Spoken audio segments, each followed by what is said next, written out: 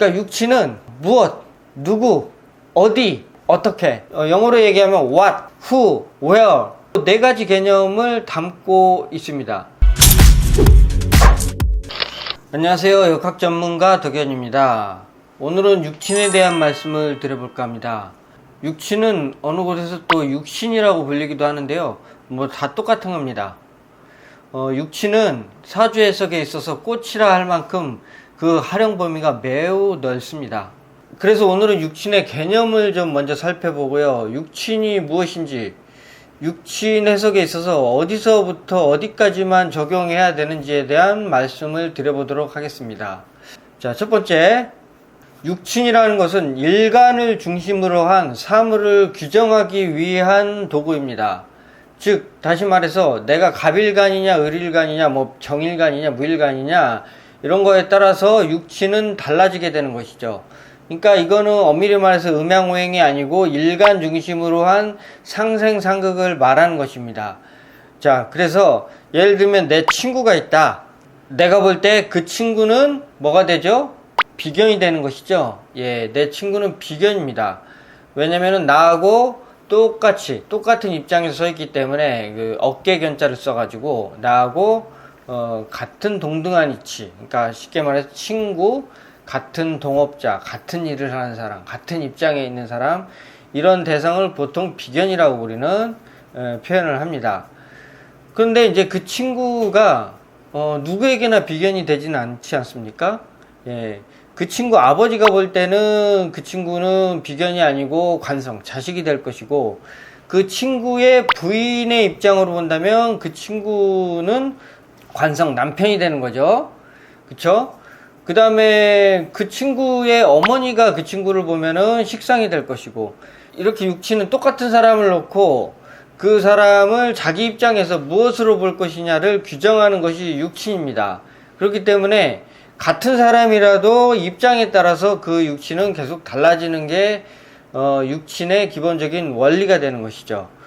그럼 좀 더 예를 들어보면, 아까 그 친구가 있는데 똑같은 친구입니다. 옛날에 나하고 친구였는데 그 친구가 뭔가 내가 이제 잘 모른다 그래서 좀 알려달라 그랬더니 그 친구가 나한테 공부를 시켜줍니다. 예, 그러면은 그 친구는 비견이 아니라 인성으로 바뀌게 되죠. 내가 모르면 그 친구한테 물어봐야 되고, 그 친구는 나한테 어떤 지식을 알려주면서 뭔가 큰 소리도 치고, 야, 이렇게 해야 된다, 저렇게 해야 된다, 지시도 하고 이렇게 해야 될 거 아닙니까? 예, 그래서 그 친구가 비견이 아니고 인성으로 바뀌게 되는 것이죠. 또 다른 예를 들어보면, 그 친구가 만약에 이제 회사를 열었어요. 그래서 내가 어려워서 그 친구 회사에 들어가서 취직을 했어요. 그래서 그 친구한테 월급을 받기 시작합니다. 그러면 어떻게 되죠? 그 친구는 더 이상 나하고 비견의 관계가 아니고 관성이 되는 것입니다. 내 회사의 주인이 되는 것이죠. 육친은 혈연관계, 부모 자식, 부부도 아닙니다. 부모 자식 관계만 빼고 나머지 육친은 규정되어 있지 않다는 것입니다. 예를 들면은 저 사람이 옛날에는 나한테 회사에서 어떤 역할을 했던 사람이었는데 친해져서 어느 날 이제 직장 그만두고 같이 이제 뭐 매일 만나서 같이 술 먹고 놀아요. 그러면 이제 친구가 돼버렸습니다. 그러면 그 사람은 나에게 비견이 되는 것입니다. 그래서 육친이라는 것은 이런 상황에 따라서 바뀔 수 있는 유동성 있는 관계라는 것들을 말하는 것입니다. 그래서 육친이라는 글자는 고정되어 있지만 그 상황이나 대상은 항상 바뀌기 마련이죠. 이 부분을 항상 염두해야 합니다. 그러므로 육친은 고정되어 있지 않다. 항상 유동적이다. 이런 점을 염두해 주시면 좋을 것 같습니다. 자, 두 번째요. 육친은 기륭화복에 직접적으로 영향을 미치지 않습니다. 흔히 생각해서 재성운이 들어오면 돈이 들어온다. 인성운이 들어오면 문서 잡는다. 뭐 관성운이 들어오면 명예가 높아지고 뭐 직장운이 좋아지고 뭐 이렇게 된다. 이렇게 이제 보죠. 예, 그리고 또 나쁜 거는 뭐가 있습니까? 겁재가 들어오면은 또 이제 도둑놈운이라서 돈을 강탈해 간다. 잃어버린다. 상관운이 오면은 뭐 이상한 바람을 피고 뭐 관이 깨지고 뭐 이렇게 된다. 그래서 아주 나쁘다. 상관운은 무조건 나쁘다. 이런 식으로 이제 결론을 내리는, 기륭화복의 결론을 짓는 이제 경향이 있습니다. 그러니까 이런 얘기는 뭐 일부 약간 맞는 얘기도 있습니다만은 상당 부분 틀린 얘기가 섞여 있습니다. 육친은 그냥 육친일 뿐이죠. 예. 육친은 앞서 말씀드린 바와 같이 사물의 대상을 지칭하기 위한 것입니다.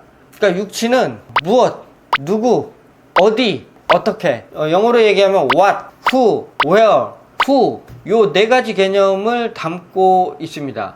그러니까 그게 뭐냐, 그러니까 어디에서 그런 일이 일어났냐, 그렇게 한 사람이 누구냐, 그 대상을 지칭하기 위함이라는 것이죠.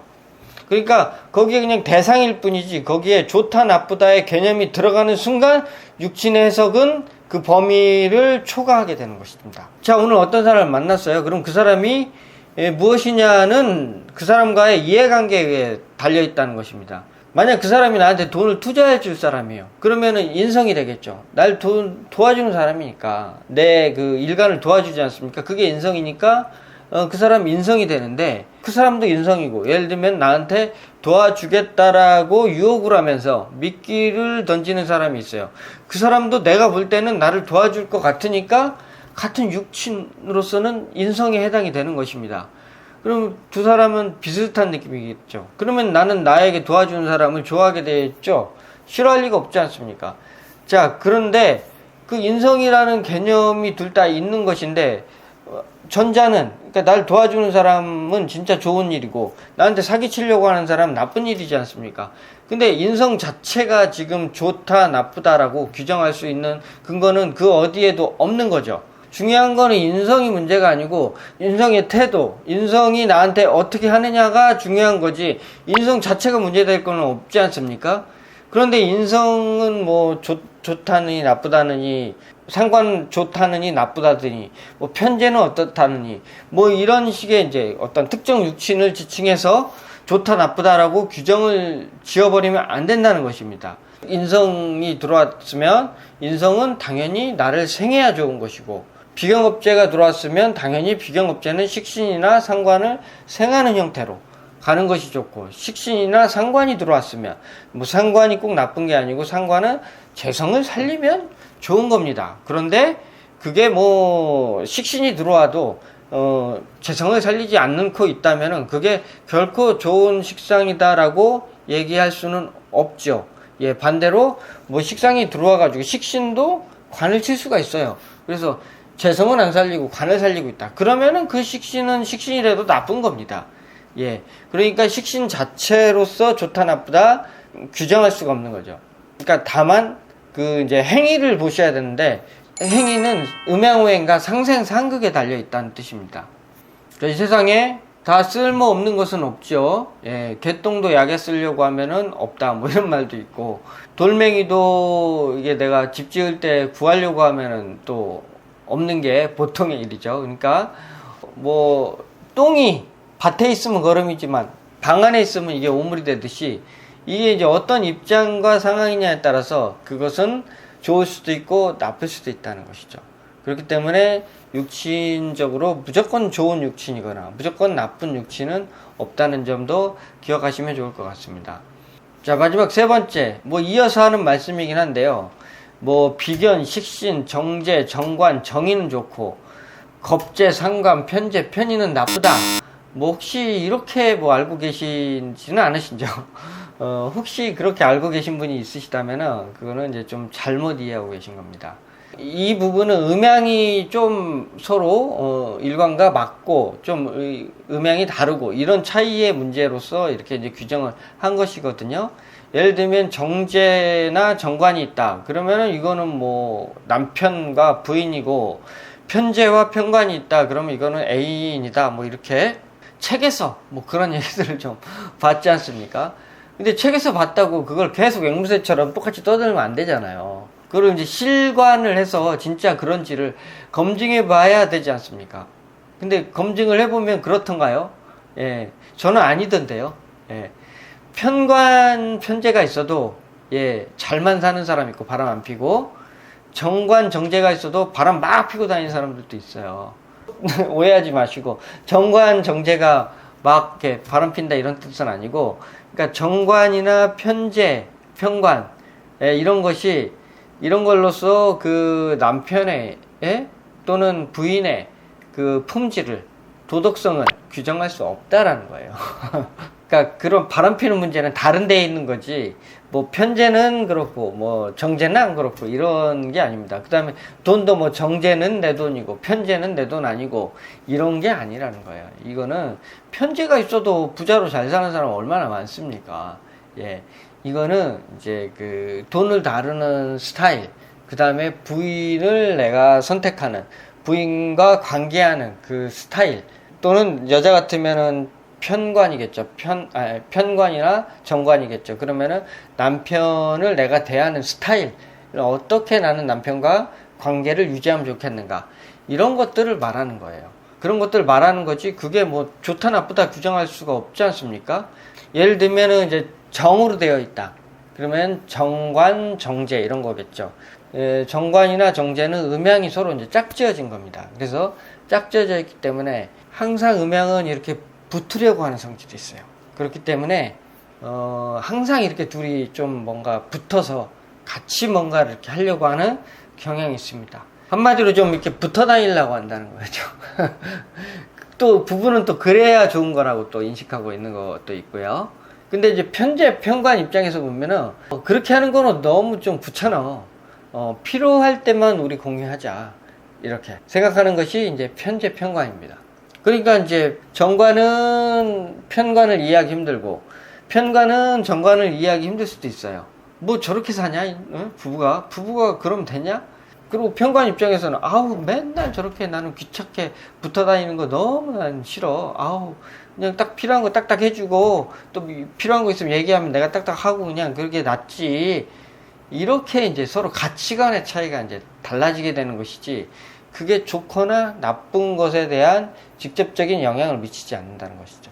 중요한 것은 여자 입장에서 관성이 좋으려고 하면 재생관 받은 관이 관인소통 또는 살인상생으로 넘어가면 이게 좋은 거고, 이제 아무리 이게 정관일지라도 이게 뭐 생을 못 받고 그 다음에 이렇게 관인상생 못하게 되면은 그건 그냥 나쁜 겁니다. 그러니까 좋은 거는 음양오행과 상생상극, 거기에 이제 달려 있어요. 그게 이제 생극재화라고 우리가 얘기하죠. 예. 생극재화가 사실은 육친보다 기륭화복에 영향을 훨씬 더 많이 미치는 요소입니다. 그러니까 기륭을 따지는 건 생극재화 가지고 말을 할 수가 있어요. 그렇지만은 육친만 가지고는 기륭을 논할 수가 없다. 칼이 좋다, 나쁘다, 누가 규정할 수가 있겠습니까? 칼 자체는 좋거나 나쁜 게 아니죠. 중요한 것은 그 칼을 어떻게 사용하느냐에 따라서 좋을 수도 있고 나쁠 수도 있는 거죠. 예, 그런 것이 이제 육친이기 때문에 육친을 그런 방식으로 이해하시면 좋겠다라는 말씀을 드리고 싶습니다.